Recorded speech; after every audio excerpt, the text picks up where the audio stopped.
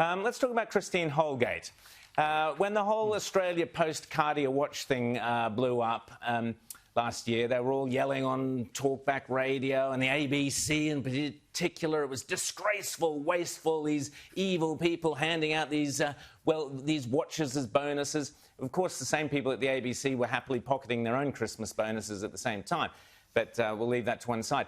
But it was the three of us. We decided to discuss it straight after it happened. It happened at the end of the week, and we're on the Sunday morning. And we were the first to actually defend Christine Holgate. The three of us independently, we hadn't discussed it beforehand, we started talking about it, and we were all in agreement that what Scott Morrison had done, he'd behaved appallingly in falling into Labor's trap and demanding that Christine Holgate go. A terrific piece, Rita, by Janet Albertson. Did you see that about the Holgate case? I did. She did not miss Scott Morrison. I tell you, she even pulled out and gave some legitimacy to the Scotty from marketing moniker that the left love to use against him. And she made the very excellent point that we haven't seen him so energised and so in such a fighting spirit about important matters and ideological issues, and the fact that the states are closing borders. We've got our citizens trapped overseas, can't even come back to their own home country. That hasn't got him fired up sufficiently, but this did. And the language he used and the passion with which he condemned her was something that we haven't seen a great deal from Scott Morrison. So it just really goes to show that you can see why people are now questioning his attitude and what advice he's getting from his inner circle. James?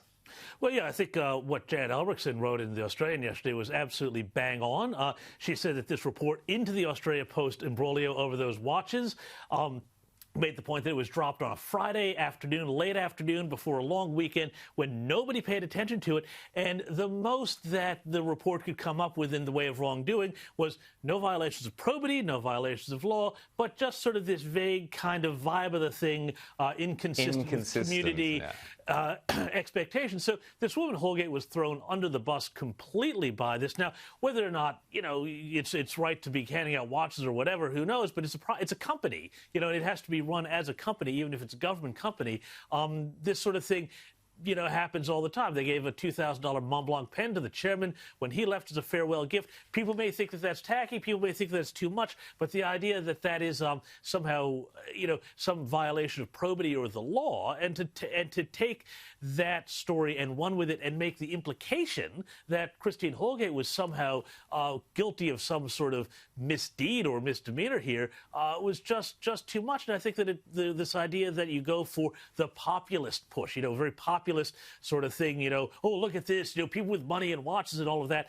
I don't think that really is where the Liberals want to be ultimately. Absolutely. On any of these issues. And they fell for Labor's trap, set up superbly by Kimberley Kitching, set up the whole trap. They walked straight into it, the Prime Minister. They've got to stop this. The Libs have got to stop all this playing cancel culture, playing this virtue signalling rubbish, which they're doing more and more of. We'll be talking to a West Australian, and we'll be talking to a West Australian MP, or candidate, sorry, who was hoping to be an MP later on in the show.